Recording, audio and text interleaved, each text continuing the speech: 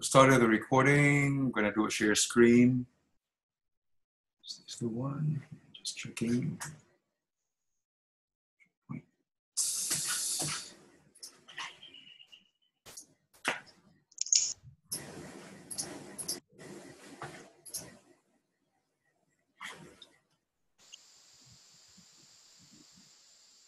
Okay, so I guess we could begin because Wayne Jones is going to take over at 7. So we could begin. So the topic for tonight is going to be on trade, commerce, and industrial relations. We already discussed federal and state relations last week, so we're going to be discussing this now. Okay, before I proceed, will there be anything you'd like to take up or any questions that you might have?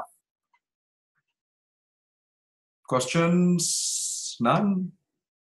Okay, good. So let's begin. So after starting this topic, you should then be able to discuss and explain the power of the Commonwealth to regulate trade and commerce among the states under Section 51(1) and the meaning of the freedom of trade, commerce, and intercourse among the states guaranteed by Section 92.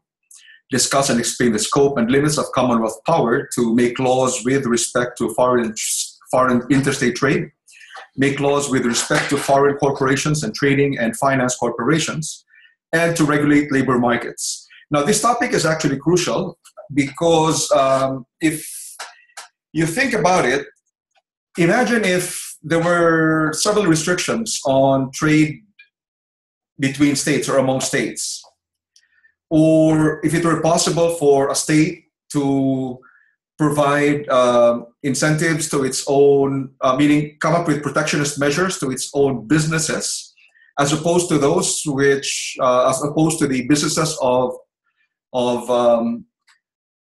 other states. So imagine what that would do to the Commonwealth, and imagine what that would do in terms of the trading that will go on within Australia. And obviously, the ability to regulate the trade and commerce within Australia also has an effect on the ability to raise revenues. So what it means is that by spreading the sales, for example, of one state can potentially increase its sales and encourage investments to the state by finding ways by which it will give incentives to those that operate within the state, but then that will entail a burden on other states. So let's say South Australia might say, in order to encourage a lot of investors from other states or encourage investors from abroad, they will come up with special economic zones that would benefit only those corporations or even companies that set up shop within South Australia. And if they were to do that, would that actually be constitutional, or would that be valid? Because the notion, for example, of special economic zones is something that is quite common in several jurisdictions. What they sometimes do is that when they set up a special economic zone, they may say that those businesses that set up their operations in the special economic zones are free from taxation, or they're free from licenses and so on. And so we have to ask, if that were to be done, would that be a valid law that might be passed by a state parliament? And you can have questions about the possibility of setting up monopolies and so on. So this is if you examine this topic, actually affects a lot of businesses. It affects the nation greatly because it involves the way that businesses can operate, and so that's that provision of Section 51, subsection 1, is actually a crucial and critical provision, and we need to be able to examine it also from the context of Section 92, where there is meant to be a freedom to trade within the Commonwealth. So that's what we're going to be doing tonight. We'll try to examine these concepts or principles in greater detail through the discussion questions. So we will begin with discussion question 37. I wonder if Patrick is around. I am around. Oh, wonderful, Patrick. So I can see your face. Yeah, Patrick. So I ask you to hold on. Yeah, can you go back? Sorry. Could you go to ask question 37, please? Go ahead. Yep. If you've got a question, go ahead. No, can you move down to slide where it says thank you. That's it. Yep. In order to strengthen Australia's dairy industry, the Commonwealth Parliament passed the Dairy Industry Standardisation Law, Commonwealth, that set quality standards in the production of dairy products such as milk, butter, cheese, etc. To comply with the law, commercial entities in the dairy industry needed to buy costly machinery. This had the effect of squeezing out small businesses, especially in South Australia and Tasmania. Jim Blogg, a South Australian milk producer, failed to comply with the law and was ordered to desist from further engaging in the dairy production. He seeks to challenge the legislation for being discriminatory against small traders and less economically developed states, and for protecting the bigger dairy businesses in other states. Advise Blogg on whether his legal challenge is likely to prosper. Thank you. So hold on, I'm just gonna exit from there. So can I ask you in a few seconds to post your answers in the chat box? And hopefully I should be able to read it. I'm just looking for the chat box now because I can see it from my end. Okay, there, found it. Okay, good. So we've got an answer from Catherine. How about from the others or from Audrey? It will fail. Okay, so we've got two differing positions already.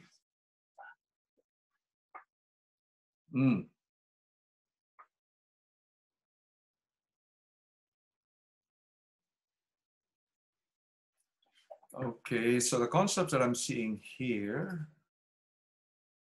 relates to the issue of protectionism. Okay. If you could say, if you think that it will fail, can you explain why it will fail? Then others are saying it's non-discriminatory. Okay.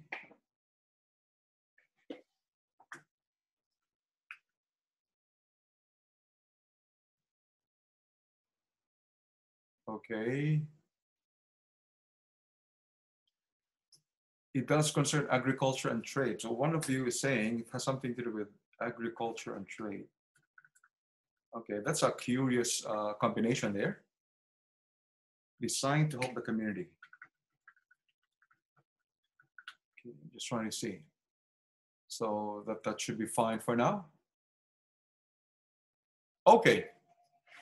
So when we are confronted with a discussion question such as this, and potentially when we think about the final online written assessment, this could be the type of question that can be asked. How do you deal with this type of question? In other words, what are the initial questions you should be asking before you can determine whether or not the legal challenge will prosper or not?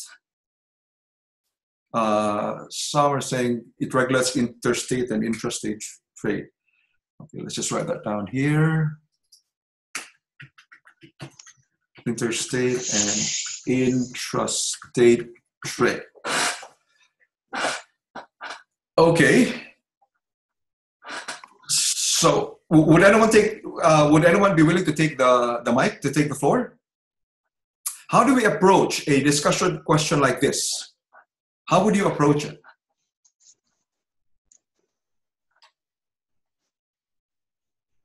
Maggie here. Maggie, yes, go ahead, please. Well, firstly, you need to identify what the legal issue is. Okay. Okay, go ahead. That's good. So what would the legal issues be? So the legal issue would be, is the law valid? Okay. Okay. And then you need to identify the law. Yeah. And then apply it to this problem. Good. Now. And how? Sorry, go on. Go on.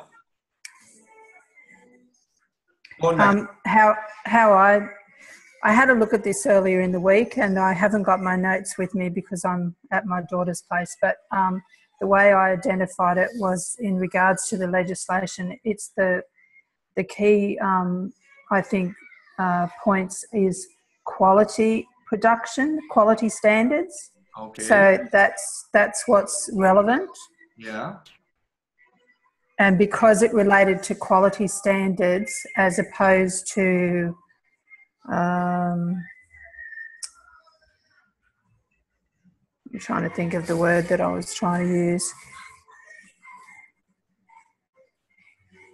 I'm sorry, it's gone out of my head, but that's how I identified it anyway. And to me, that they were able to, the law was valid because it related to quality standards. Okay. And therefore, his legal challenge wouldn't be successful. Let me ask you there, Maggie. So what if the law pertains to quality standards? Why would that make the law valid? I'm sure that wasn't the whole part of it. It's just that I don't have my notes with me. So, but that was what I focused on, that area.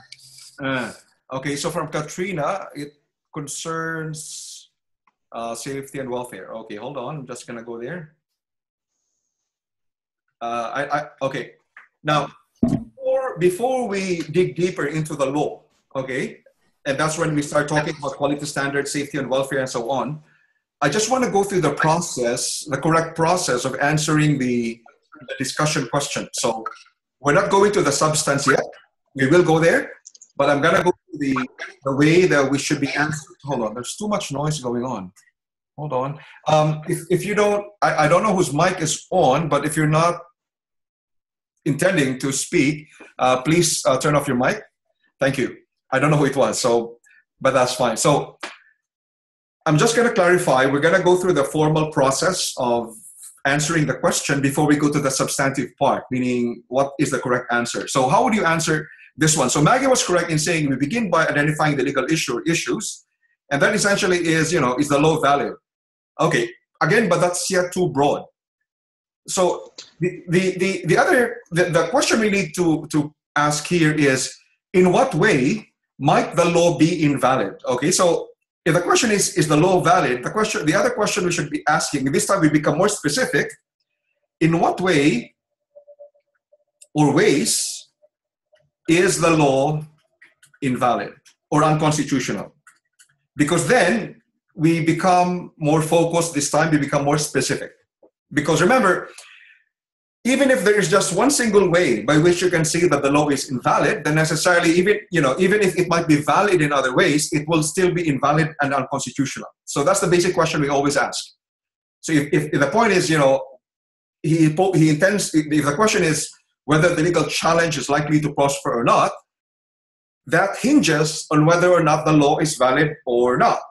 Okay, so the question is, in what way is the law invalid or unconstitutional? So now we need to, in what ways so we're now going to the substantive aspect. In what ways might it be unconstitutional? So we go to the question of protectionist. Okay, so can somebody explain how this might be invalid? Hi, Manjo, Peter Ritchie here. Okay, Peter, hold on. Before we even go to the question of protectionism or non-discriminatory, we are probably skipping a step here. What are we missing? We're missing a step. Before we even begin to ask about whether it's protectionist, whether it's non-discriminatory, whether, what is the basic question we ask? So there, that's good. That's for Melissa. So whether or not the Commonwealth has the power to legislate on the topic, that is the first thing you need to do. Whether the Commonwealth Parliament has the power to legislate on the subject. Okay, that is always the first thing you need to do if you look at legislation coming from the Commonwealth. Does it have the power to legislate in that regard? Okay, if it were a state law, typically you don't even have to bother asking that question, because usually states are permitted to legislate on anything except those which have been exclusively granted by the Constitution to the Commonwealth Parliament. So in general, state parliaments have the power to legislate on any subject, save those which have been vested or granted to the Commonwealth Parliament exclusively. But as far as the Commonwealth Parliament is concerned, it can only legislate on those subjects or heads of power which have been granted to it by the Australian Constitution. So that's where we begin. Okay, good. So now let's begin with that question. Does the Commonwealth Parliament have the power to legislate on this subject? What is the head of power that we can rely on? Let's begin with that. You can type it in the chat box unless you want to. Okay, I know it's section 51, but what in section 51? So from Peter, okay, yes. Okay, now, why section 51.1?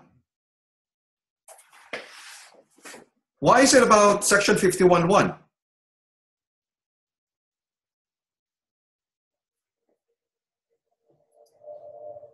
Is this trade and commerce among the states?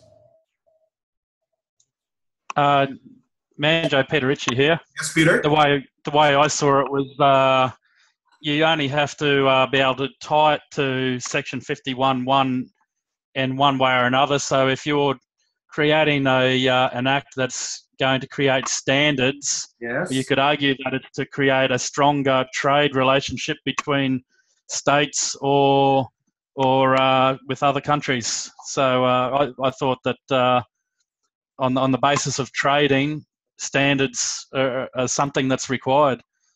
Thank you. When you said that you only needed to, what word were you using? You only needed to connect it to trade and commerce. What did you mean by that? Under the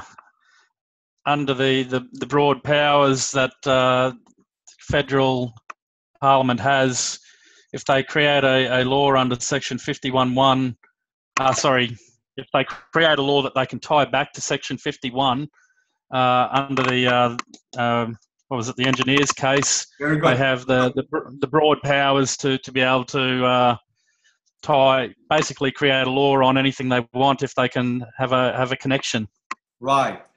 So under the expansionary, thank you very much, Peter, that's correct. So under the expansionary consequences of the engineers doctrine, Amalgamated Society of Engineers versus Adelaide Steamship Company Proprietary Limited, the High Court ruled that for as long as the Commonwealth Parliament is able to establish a connection, even if it's remote, between the law and one of the heads of power, under section 51 or under any of the provisions of the Australian Constitution, that would be valid. So in other words, if the Commonwealth Parliament can say that, that this is about trade and commerce among the states, and then it comes up with a law relating to education, if it's able to show that connection, or a law that tries to regulate the environment, that will be valid under the expansionary consequences of the engineers doctrine. So thank you about that.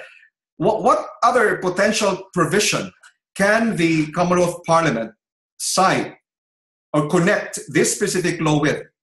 Meaning under what other head of power can the Commonwealth Parliament potentially legislate on this? So Patrick is saying section 92. What else? What else? So under what other head of power, and I'm speaking of section 51, under what other subsection in section 51 can the Commonwealth Parliament use as basis to legislate in relation to this specific subject? Incidental powers? Not really. What else? What are we missing? External affairs? External affairs. Not sure. What are we missing here? Can anyone tell me?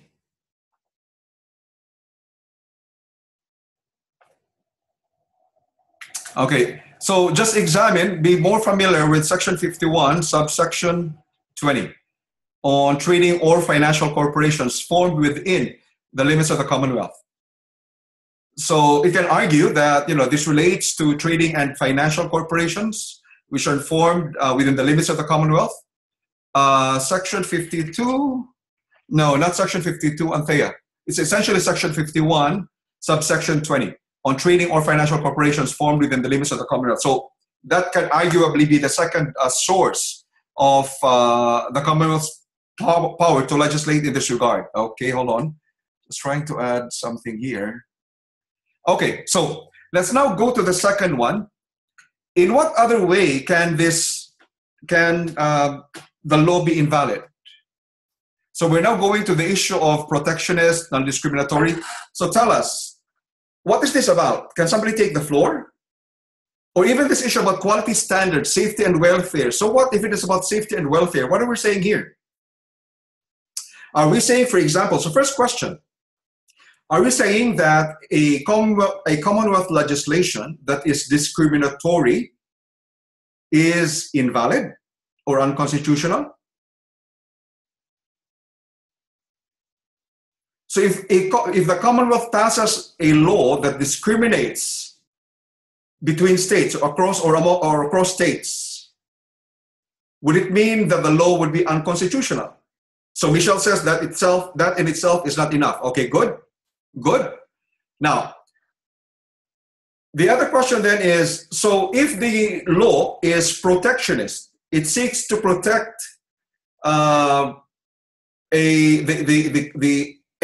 industries or businesses of a specific state.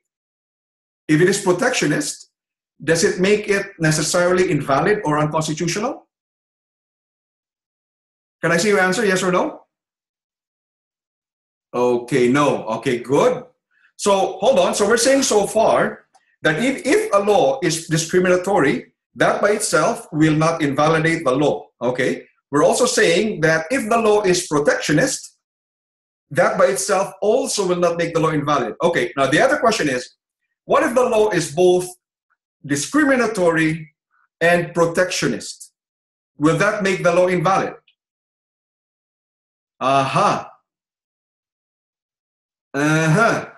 Somebody was saying something about Section 92. Okay. So it's invalid. Hold on. Where are we? S92. We're going to go back to that. So have we gotten all the answers from everyone here? So the question was, so if a law is both protectionist and discriminatory, would that mean that the law is invalid? Vivian is saying something about disproportionate to aims. Vivian, what does it mean there? What do you mean by that? Why is that relevant to our discussion here? Forbes says there are exceptions. Okay, but I need somebody to explain this. Are we in agreement that a law that is both discriminatory and protectionist is necessarily invalid and unconstitutional? Ali is now putting in the issue about the individual. Okay, we're going to go back to that. The answer is essentially yes. Is somebody willing to take the floor? Manjo, it's Vivian. Vivian, go ahead. I was just thinking of the Castlemaine Tuis in South Australia. They were talking about, protecting the community and the burden, and whether it was discriminatory and proportionate and those sorts of things. Okay. Does that make sense? Yes. Go on. Go on. Oh, and I was just looking at whether it was discriminatory as well as protectionist, and whether, the burdens associated with those things, whether they actually further the aim of the legislation to protect the industry, etc. Okay, so if I were to ask you, what would your answer be to the question that I posed? So if a law is both discriminatory and protectionist, would the law be invalid? Not necessarily. Okay, so can you explain your answer, why it's not necessarily the case? Well, it depends on the situation. If it's extremely unnecessary, if that makes sense, then it would be invalid. Extremely unnecessary. In relation to what? Okay. Well, with with the TUI's one, well, they were talking about the aim of the state. I mean, I realise that we're actually talking about the Commonwealth previous, like in this situation, but in that they were talking about the state legislation with the bottles and how the internal producers actually went with the lower costing subsidised bottles. Yes. And they were trying to, what they were trying to do was to protect the environment and conserve resources, etc., etc. But those, in doing that, it actually discriminated against the producers that weren't inside the state that had that that facility to bottle in those recyclable bottles versus the other side. So therefore, so what's the significance of, you've talked about the protectionism, you've talked about the recycling efforts, conservation, and so on. So what? What's the effect? So it was actually invalid because it there was that, it went beyond what it was required to. How could it have been valid? How could it have been valid?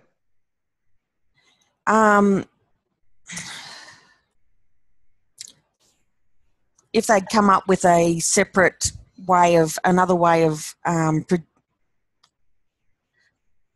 getting them, achieving the aim without discriminating against the external producers, if that makes sense. Okay. And I am totally tongue-twisted and everything now, so... So thank you, Vivian. So, you enlightened us a lot, so you were actually in the right direction. So let's just try to clarify the rules here. The rule is the mere fact that a law may both be protectionist in the sense that it protects certain industries of a state, for example, and therefore imposes a burden on others because of the preferences given by a state to its own businesses.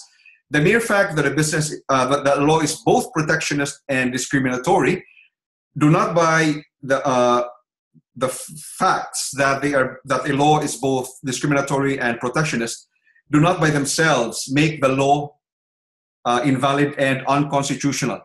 The wording that the High Court has used is relevantly discriminatory.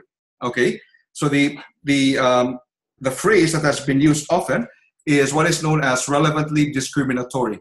So it's not any discrimination; it is the discrimination that is really relevantly discriminatory.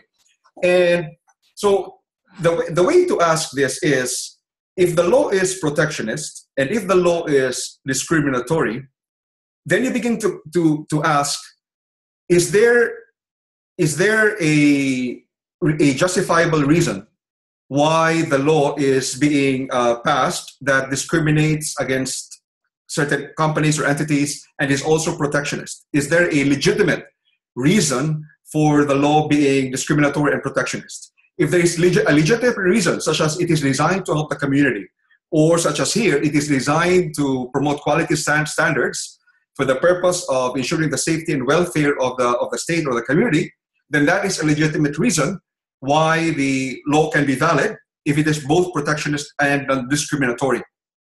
But more than that, as Vivian pointed out, there must be a proportionality between the measures that are used, or the mechanisms that are used, or the methods that are used to achieve the legitimate aim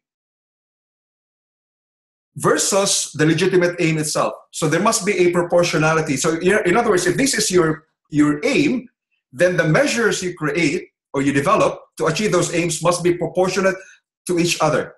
So let's say if your purpose is, for example, is to minimize littering in the parks. Let's assume, I'm just giving a simplified example. So if the purpose is to minimize littering in the parks, and then your law is to, let's say, to imprison people for a period of 60 days who throw cigarette butts in the park. That will, there's that question of, where's the proportionality there? So in the same manner, you have to look at the proportionality between the two. Now, more importantly, the next question you have to ask is, would there have been any other way for the aims, the legitimate aims to be achieved without coming up with measures that are both protectionist and discriminatory. In other words, if you could come up with other measures which can achieve the legitimate aims without being discriminatory and without being protectionist, then that would make the law invalid, because you came up with a law that is protectionist and discriminatory. So let me just summarize the law here.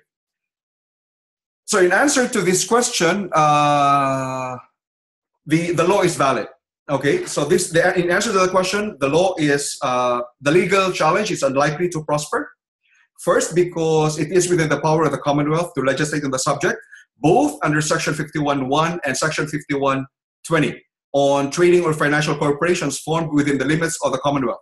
Secondly, while the law may be protectionist and discriminatory, though the fact alone that a law is both protectionist and discriminatory does not violate Section 92 of the Constitution, which requires freedom of trade and commerce among the states. Under the rulings of the High Court in Cole versus Whitfield and Castlemaine versus Toohey, the High Court has ruled that for a law that is both protectionist and discriminatory to be invalid, it is essential that that law does not have, is unable to show a legitimate aim for the protectionist and discriminatory measures that are part of the law. So there is no legitimate aim, such as promoting the safety and welfare of the community or enhancing quality standards and so on. One. Number two,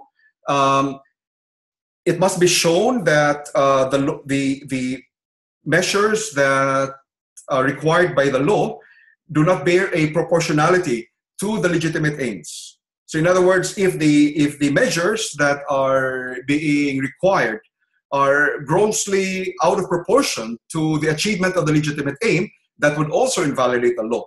But the third rule is, the third question you asked then is, would there have been any other measures that would not have had to be protectionist nor discriminatory and yet still achieve the legitimate aim? Because if there are, or if there is, then the law would be invalid. Okay. Was that clear enough? Clear enough? So we could proceed to the next question. Are we good? Can I get some comments? Any questions so far? Okay. There's a question here. Nothing to stop smaller farmers joining together to buy the machinery. Okay, so let's proceed. We'll go to discussion question 38. Yes, Patrick, can I ask you to read the question for us again? Yes. The Commonwealth Parliament passed the Dietary Supplements Regulatory Act, Commonwealth, in order to regulate the production, distribution, sale and marketing of dietary supplements, many of which had exaggerated claims and no proven efficacy. XYZ Enterprises was penalised under the Act for failing to meet regulatory standards. However, the activities, operations and products of XYZ Enterprises were legally compliant under the New South Wales legislation. XYZ Enterprises seeks to challenge the Commonwealth legislation on the ground that it cannot be penalised for acts that are lawful under New South Wales law. Advise XYZ Enterprises on whether its legal challenge is likely to prosper. Okay, thank you.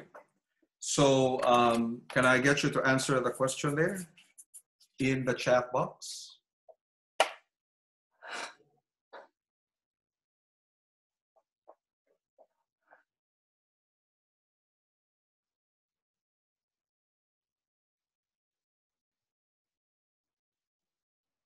Okay, if you could provide a reason as well, why the challenge will fail or why the challenge will prosper. If you could provide a reason as well. Okay, good. From Anthony, yes. Very good. So from Vivian, no state law, invalid to the extent, so the answer is no, it is invalid to the extent that the New South Wales law is inconsistent with the Commonwealth law. Okay, thank you. Very good. So that was easy. I just wanted to make sure that we remember what the law is when it comes to inconsistency between a Commonwealth legislation and a state legislation. So the rule is, under Section 109 of the Australian Constitution, if there is a conflict, so we begin with a question. So we begin with a question: for as long as the Commonwealth Parliament has the power to legislate on that field, so we make that assumption, okay? So for as long as the Commonwealth Parliament has the power to legislate on a specific field or subject, and the Commonwealth law is inconsistent with the state law, then to the extent that the state law is inconsistent with the Commonwealth legislation, that state law will be deemed invalid. So you make an assumption. So in other words, it is not sufficient that there is an inconsistency and therefore the Commonwealth legislation is supreme. So the first question you always have to ask is not so much, there is an inconsistency, therefore we use Section 109. No. The first question is it within the power of the Commonwealth Parliament to legislate on that subject or on this field? If the answer is yes, the next question is, what happens then if there is an inconsistency between the Commonwealth legislation and the state legislation? So in that case, that's when you bring in Section 109. And so to the extent that the state law is inconsistent with the Commonwealth legislation, then that state law will be invalid. Okay? Hey, Manjo, I've got a question there around that. Peter Ritchie here. Go ahead. On this particular question, they're seeking to challenge on the ground that they can't be penalised because it's lawful under the New South Wales law. Yes. So in this instance, would you need to actually prove that the Commonwealth can make the law? Because that's not what they're appealing on. Absolutely. So it may be that the law is invalid for other reasons, but because they haven't framed their challenge in the right area, Section 109 is the one that's going to solve the case. No, remember, if you were to be the lawyer and you're giving advice, you can't just focus on the way that your client is framing the legal question. That's exactly the point. Your client probably does not know the law. So you have to bring in your knowledge of the law. And the first thing you need to know, instead of resorting straight away to Section 109, you have to ask in the first place, is this even a law that the Commonwealth Parliament can validly pass? Because if it cannot pass this law, then that by itself will make the legal challenge prosper. Okay? Because there is never a question about the power of the state parliaments to legislate on any subject. It has a general and broad power to legislate on anything. State parliaments have the power to legislate on any subject or field, except those which have been exclusively granted by the Constitution to the Commonwealth Parliament, either expressly or impliedly. But the ability or the power of the Commonwealth Parliament to legislate requires a specific grant of power by the Constitution. In other words, were it not for the Constitution, there is the Commonwealth Parliament would have had no power to legislate on anything. Whereas state parliaments, even had there been no Australian Constitution, they would have had the power to legislate on anything, because state parliaments were actually created as representing the imperial parliament of the UK, which had the power to legislate on anything. Okay, so if it is a question of the state parliament passing a law, you don't have to ask what is the head of power there. That is irrelevant. But always, if it is a Commonwealth Parliament, if it is a law passed by the Commonwealth Parliament, you always begin by asking the basic question: does the Commonwealth Parliament have the power to legislate on this subject or field? Under what kind of power is the Commonwealth Parliament able to legislate on this field? So I'm making a distinction here because previously, in the previous weeks, when we started talking about, whether that law was constitutional or not, under the context, for example, of the Boilermakers Doctrine, we just assumed, we made an assumption then, and I made it clear, we just assumed that the Commonwealth Parliament had the power to legislate on that subject. That was because we hadn't talked yet about the actual power of the Commonwealth Parliament to legislate. But in a final exam, you are now required on your own, without being prompted, to consider all the possibilities by which a law may potentially be invalid. So you always begin by asking, in relation to the laws passed by the Commonwealth Parliament, of whether or not it is within the head of power of the Commonwealth Parliament to legislate on. Okay? Was that clear enough? So will there be a question? A lot of the questions will revolve around this topic.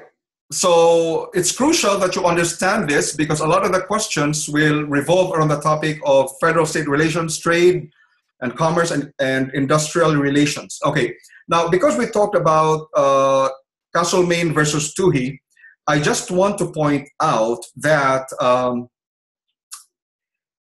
it is possible actually for a law not to be not to be protectionist and discriminatory on its face.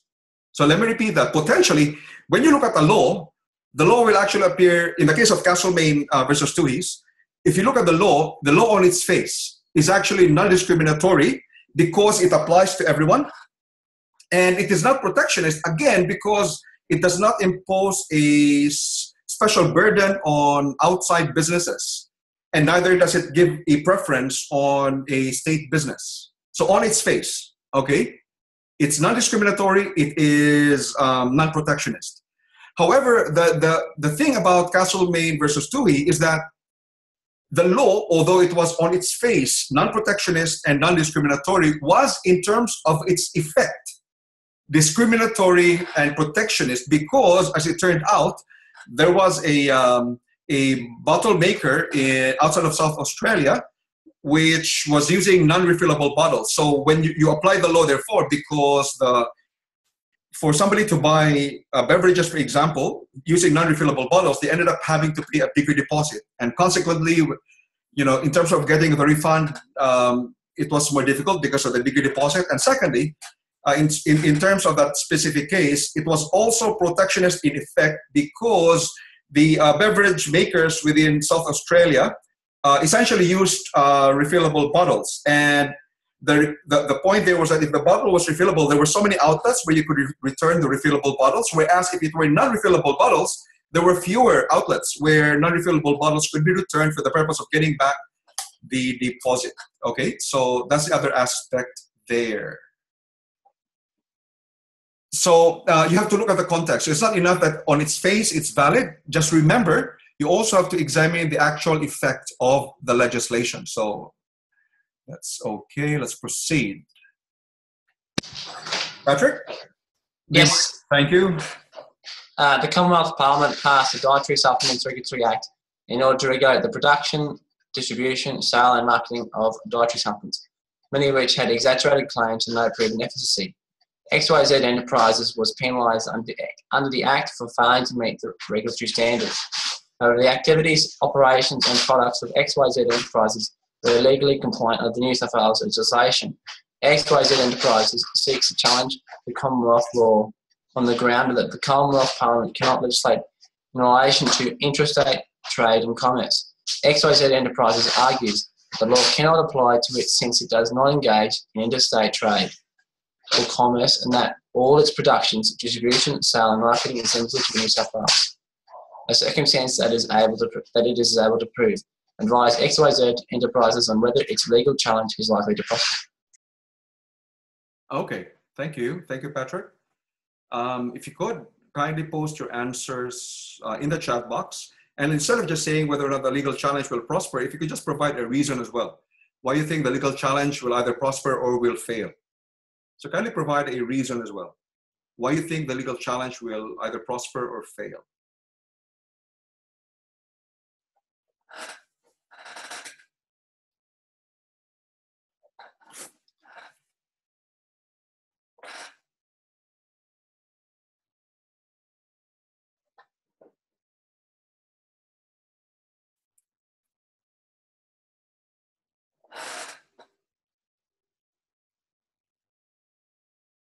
Mm-hmm.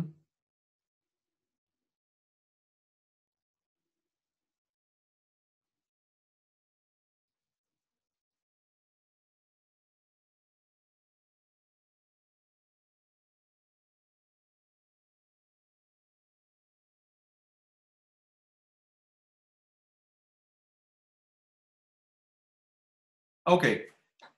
So would anyone wish to take the floor to explain his or her answer?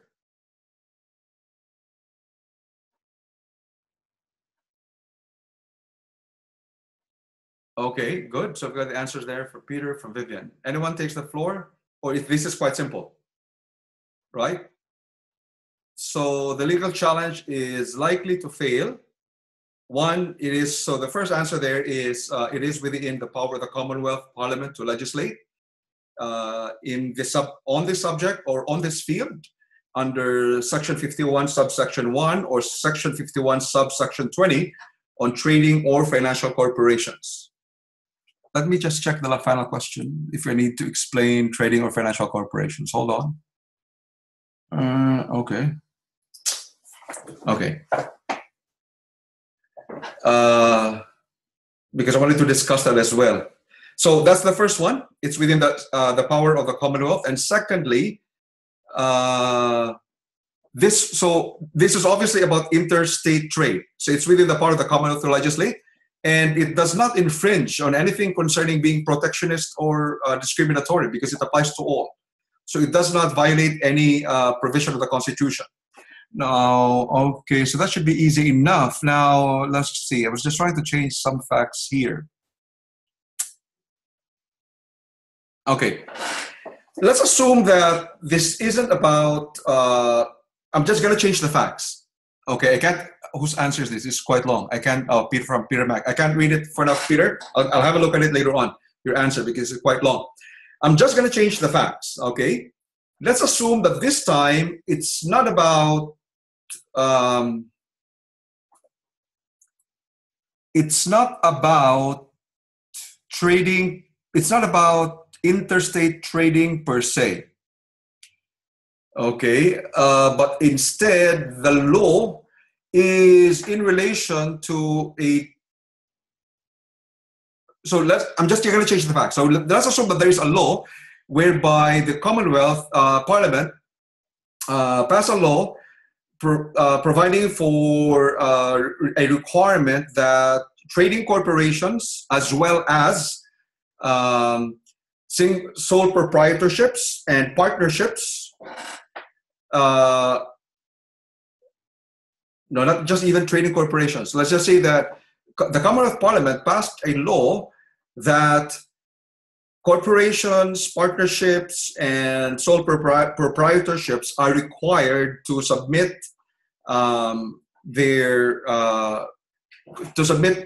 quarterly returns of their sales, quarterly returns of their list of customers, and indicate whether or not they made investments in this and that, and whether or not they purchased equipment. Okay, so it's not about trade. It's not about the interstate commerce itself.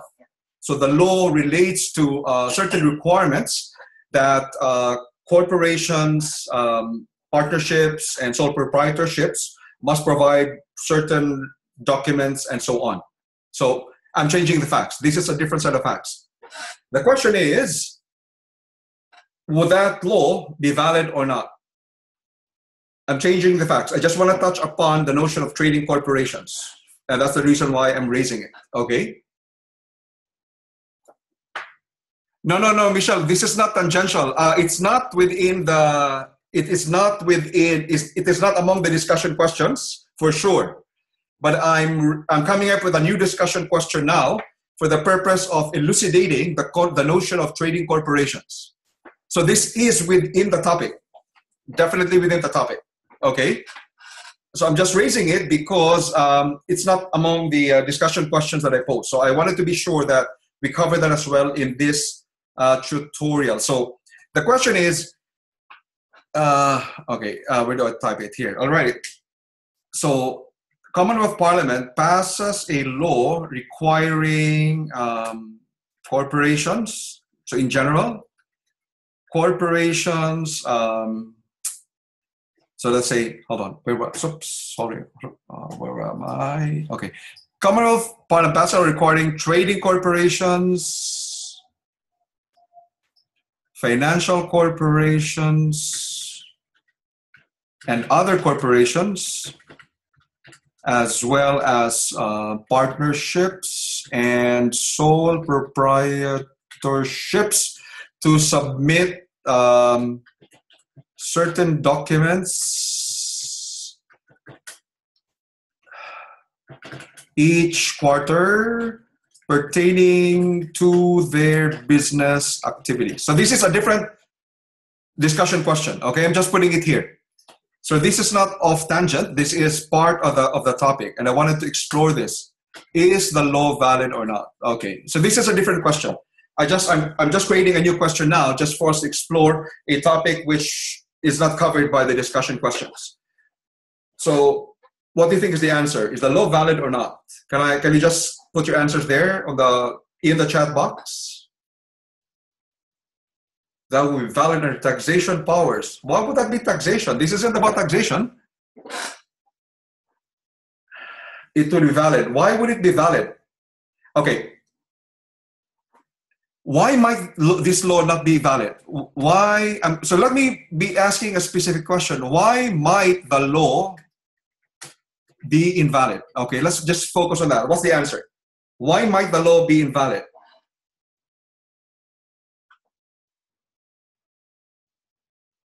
So it's a more specific question now.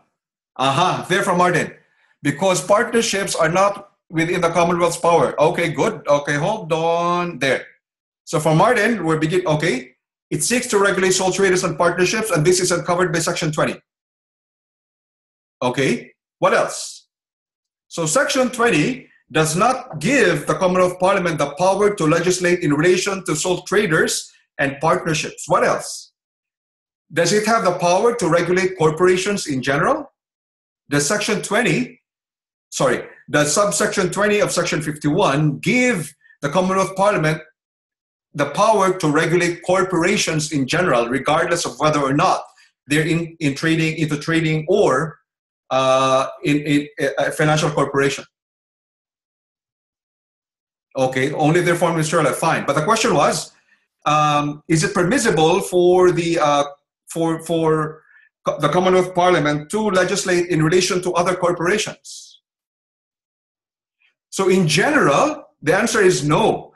Under subsection 20 of Section 51, the power of the Commonwealth to legislate is only in relation to trading or financial corporations, not all sorts of corporations. Okay? Let's be clear about that. For as long as they're formed within the limits of Australia. So that is one way by which the law might be invalid.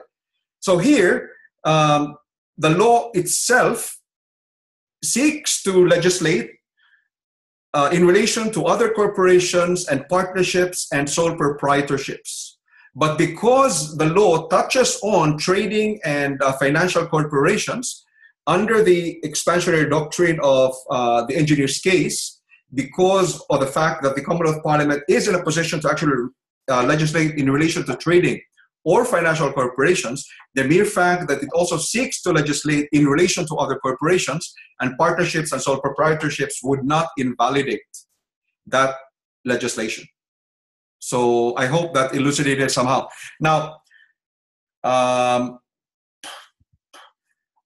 quickly, do you remember? No, I'm just going to go to the next one because we're running out of time. Okay, Patrick, can I ask you to read discussion question 40?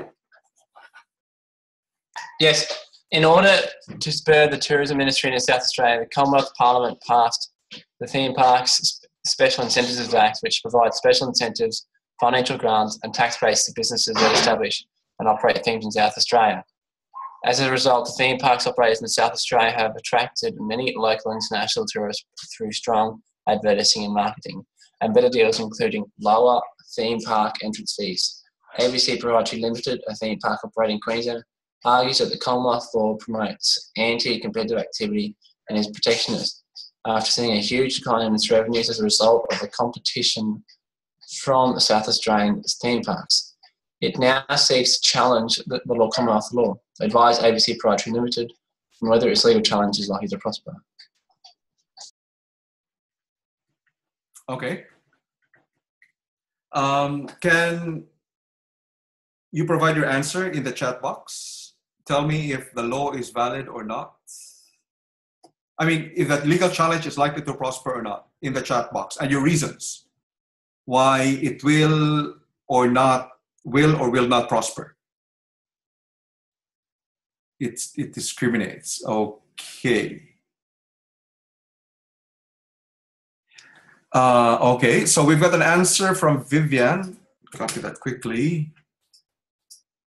And the others as well, if you could, give your answer. Oh, sorry.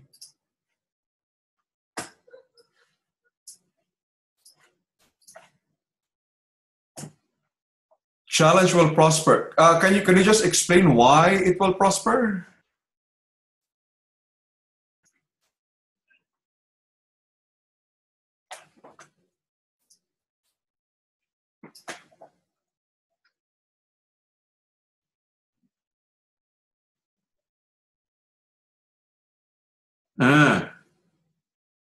Okay.